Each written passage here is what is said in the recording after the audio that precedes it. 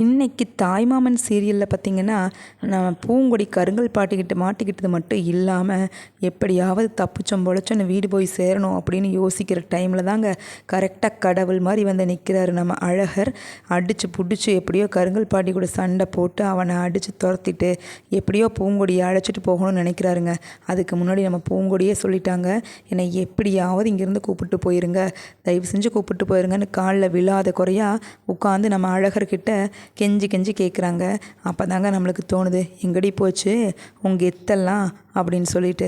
அப்போ பார்த்திங்கன்னா நம்ம அழகரோட அத்தை, அதாவது பூங்குடியோட அம்மா பார்த்திங்கன்னா, தம்பி ரொம்ப நன்றிப்பா, என் பொண்ணை ஒத்த பிள்ளைய வளர்த்து என் ஊருக்குள்ளே மான மரியாதை கெட்டிருக்கும், அப்பனு மகளுமா எங்கள் அண்ணன் மரியாதையை கெடுக்கலான்னு நினச்சாலுங்க.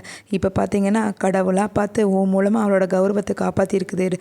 நான் அவளுக்கு சொல்லி வைக்கிறேன் தம்பி, கொஞ்சம் தயவு செஞ்சு அவள் கூட ஒழுங்கமாக குடும்பம் எடுத்துப்பா அப்படின்னு சொல்லி கெஞ்சி கேட்குறாங்க.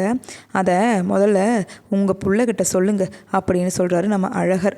அப்படி பார்க்கும்போது பூங்கொடியும் கொஞ்சமாக மாறிக்கிறாங்க. அதாவது நம்ம பண்ணது தப்பு தான், நம்ம காப்பாற்றினது இவர் தான், அழகர் தான், இனிமேல் இவங்க கூட ஒத்து குடும்பம் நடத்தணும் அப்படின்னு ஒரு சின்ன எண்ணம் வருது. ஆனாலும் அவங்களுடைய மனசில் பார்த்திங்கன்னா 90% பழி வாங்குற எண்ணம் இன்னும் மாறலை.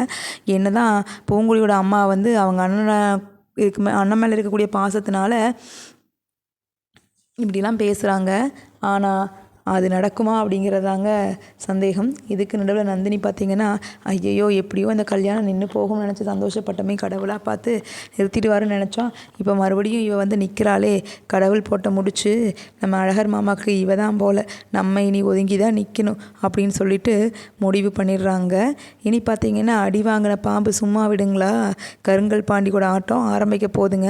அவர் தான் இனி ரியல் வில்லனாக உருவெடுக்க போகிறாரு. அவர் என்னவெல்லாம் பண்ண போகிறாரு, பூங்குடியோட வாழ்க்கையில் பூங்குடியை நிம்மதியாக இருக்கிறதுக்கு விடுவாரா இல்லையா அப்படின்னு தொடர்ந்து தெரிஞ்சுக்க நம்ம சேனலை லைக் பண்ணுங்கள், ஷேர் பண்ணுங்கள், மறக்காமல் சப்ஸ்கிரைப் பண்ணிடுங்க. தேங்க்யூ.